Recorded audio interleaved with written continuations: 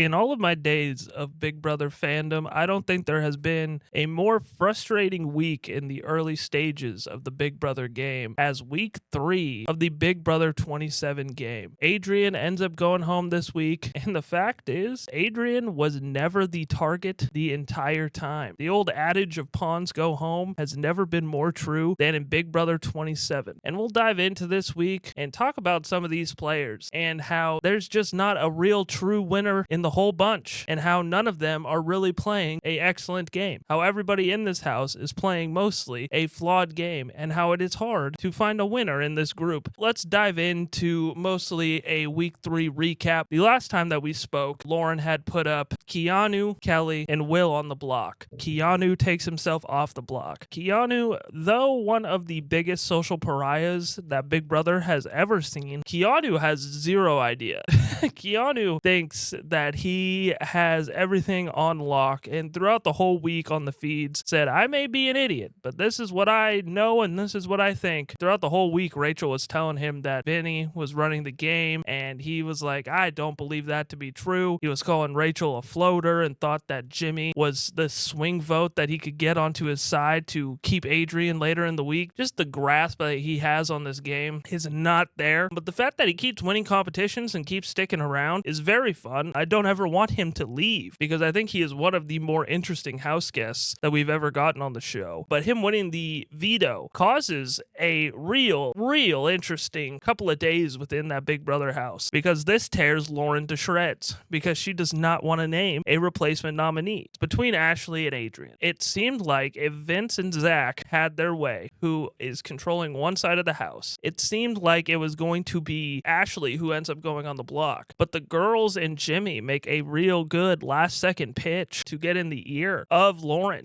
almost threaten her. Ashley did a good job, I thought, doing some reverse psychology and saying, I know you wouldn't put me on the block. I know that you know that wouldn't be good for your game. And this worked on Luaren. A lot of tactics that wouldn't work really works in this season. There's a lot of idiots on this cast. Once Luaren makes her decision, she decides that it's not going to be Ashley on the block. It is going to be Adrian instead. Adrian is without a doubt a number on her side, and is a number for the side that she wants to be working with as well. The target is shifting onto Adrian, somebody who was never going to be a target. They have the votes to make it a 6-6 tie. If Luaren just had a little bit of a spine and decided like, hey, I'm going to put up Ashley instead of Will as an initial nominee, then you have this 6-6 tie, and it's between Ashley and Adrian. At least when you're drawing that line in the sand, you're taking out somebody like Ashley, who is a distinct, definitive number for that side. If you get a 6-6 tie here, you're taking out somebody like Will, who in essence, yes, is on the women's side of things, but is not a huge player to be splitting the votes for and to draw the line in the sand. And I think that that's why Vince, Zack, and Luaren decide not to split the votes, and Zack and Vince end up voting out Adrian, who is a clear number, a clear fighter on their side. Adrian is somebody who could win competitions. Adrian is somebody that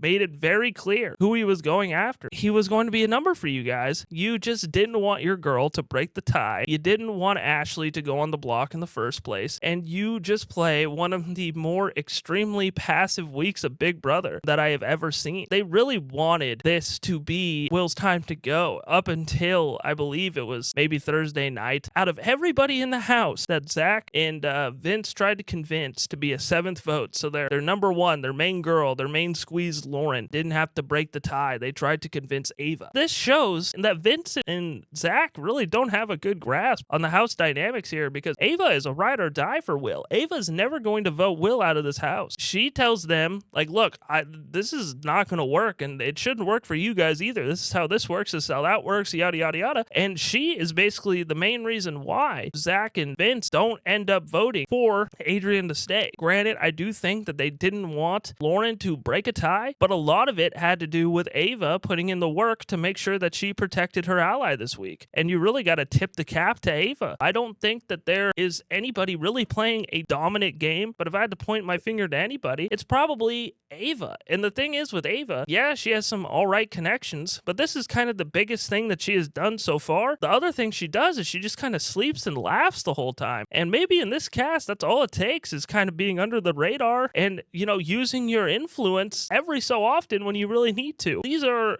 groups of people that will bend to your will whenever you want them to. And Ava used it. The problem with people like Vince and Zack and Luaren as well, as you saw with our head of household this week, they are not going to show their cards, and they are afraid of people getting mad at them and their position blowing back at them. The fact of the matter is, this is week 3 of the game. There are no secrets of where you guys are positioned, at least for the most part. The fact that you let all this intimidation scare you from what you wanted to do or what is best for your game is just ridiculous. I can't believe how passive this cast is and how scared they are to make any sort of move. That's a side of the house that is going to crumble because they want to be close with everybody. And that's the problem, is you can't have your cake and eat it too, because the Jimmys, the Rachels, the Mickeys, the Ashleys, the Morgans, they're all going to stab you in the back, and they're all going to make a move because they know what's best for their game and how to move forward. Vince, you really saw it in the power of veto when he told everybody that he would use the veto on them. It's all spineless. Vince is a player who, just like his first head of household, which I have gone back on the record and said I thought was a lot better than people are giving him credit for, but it still wasn't great. And then you have a week like this that is, terrible. A terrible, terrible week that he controls. And he has controlled the head of household now for practically 4 straight weeks. And unless he does something big with this head of household that he can also control, he's going to be one of the worst players in a power position in the history of the show. He's going to have to make something happen because he has basically been able to control every single head of household this year. I would like to see Vince actually do something with the social capital that he has collected after being so nice to everybody and being so goddamn passive the whole time. And these player rankings this week are especially confusing.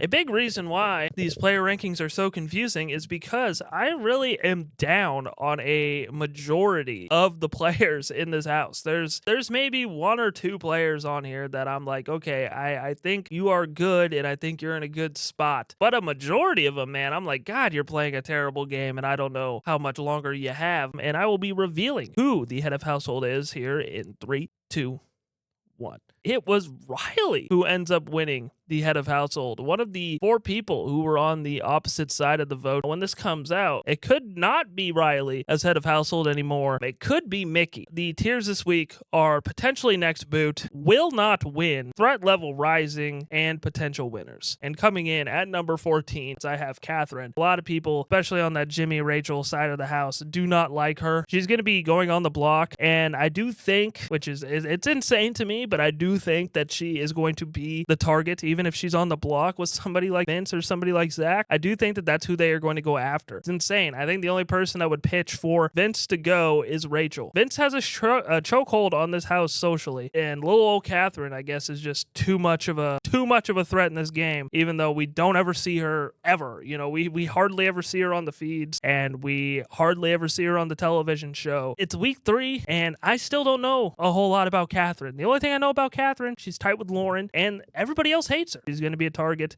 and she will likely go home. We have Kelley. Kelley, I'm coming around to more and more. She kept saying this week that her offering herself up as a pawn, she may be done doing that because all these people owe her big time, and I don't know really what that means. She certainly will be house target. And next up, we have Keanu. What can be said about Keanu that hasn't been said a million times, man? This guy has terrible reads on the house. He is on the block. He is going to always be an option to go home. Keanu is going to have to end up fighting for his life again. Keanu is still a house pariah, still playing the game very bad. And next up, in the will not win tier, I have Rylie. I still don't think he really has the social capital, the wherewithal, the anything to win this game. He has not been heard of. Still in the will not win tier for me. I have Will. A lot of people fought for his right to stay in the game, but again, he's a perpetual pawn at this point. It's sad. They're playing weak moves. They're putting him up. If somebody like a Vince or a Zack win head of household again, he's going back up on the block. Not looking good for Will and the resume that he will build by the end of the game. Now in the threat level rising tier, and kicking things off, I have Ashley. I think it's been clear that Ashley is Vince's top target. Zack also has openly said that Ashley is his top target, which is crazy because Ashley has a completely opposite read on Zack. Ashley feels as if they got out Morgan or if they got out Luaren, then Ashley becomes Zack's number 1. Crazy how bad of a read that is, because Zack legitimately hates hates her. Ashley will be the target for at least that half, that portion of the house. Katherine doesn't like Ashley either. I have Rachel. I think a lot of people are scared to take the shot at Rachel. I do think that Rachel has enough sway in the house. She somehow has a tight bond with Keanu, and she is somebody else who is anti-Vince, spewing these things like Vince is a mastermind, Vince is the one controlling the game. She's walked in on one-on-one conversations with Luaren and Vince. Down 4 spots, I have Vince. Vince is a spineless jellyfish. He sucks, but I like him still. You know, I think that's how a lot of people in this house feel. Like, he sucks, man. Like, why do you not want to stand on business? Why are you so afraid of people not liking you? Why are you so afraid of actually directly playing the game of Big Brother? I will never understand it. It's just so hard to watch because it's like the last 4 head of households, Vince has either had them or he's controlled them. And he has done absolutely nothing. And it has been so tough to watch. He has done nothing to, direct this game in his favor. If he does the optimal things during these weeks to get him further or to benefit his game, Vince is by far the most well-positioned player in the game. And the crazy thing is he's still probably one of, if not the best positioned players in the game. The only problem is that I think Ashley and Rachel are on his ass. They are very, very prominent players on that opposite side. So you should have been super selfish last week and tried your best to push the Ashley agenda, but you just did not do that. So Vince, I do think, is spineless, and I do think he's too nice and he's naive, but if he can use his social capital for good and can play the game like he seems like he knows how to, then he is in a real good spot.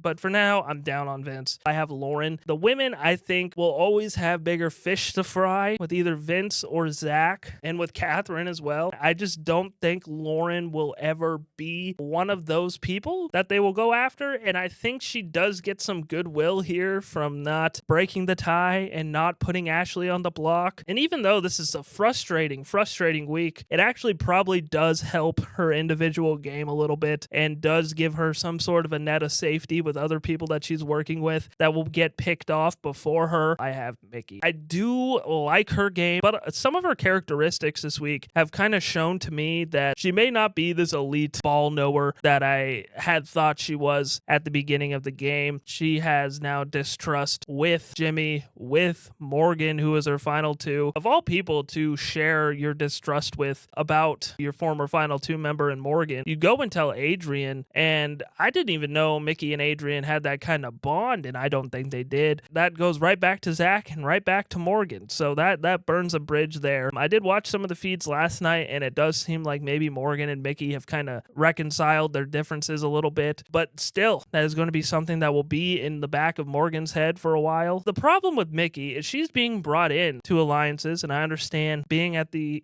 quote-unquote bottom of these alliances, it'll maybe make you upset, but the fact that she doesn't even really try to hide it and says things like, okay, you got your 3, but where does that leave me? You gotta kind of hide these emotions or hide these feelings that you have. There's just some things that you have to keep to yourself in order to propel your game forward, and she doesn't really do a good job of that, in my opinion. She's a little bit more emotional than I had thought previously, and again, definitely a lot more paranoid. I do like Mickey a little bit out of the players that are in the house. I do think she is one of the people that has the better baseline knowledge of what it takes to win and what it takes to play Big Brother. I have Morgan. Morgan right now is tight with Vince and Zack. We've seen it. And she's also playing on the women's side of the house. But it doesn't seem like Mickey likes how close she is with the men. The thing is that I don't think she's going to do anything about it. I don't think she's going to target her. I don't think any of the women will target her. I don't think Mickey will take that shot. Ashley's not taking that shot. Rachel's not taking that shot. And she's protected by Vince and Zack right now. So I just don't see a world where Morgan gets targeted anytime soon just because she is covered on so many different bases. Coming in at number 3, going up 4 spots, I have Jimmy. I do think Jimmy was a little bit more under the radar this week, which I like,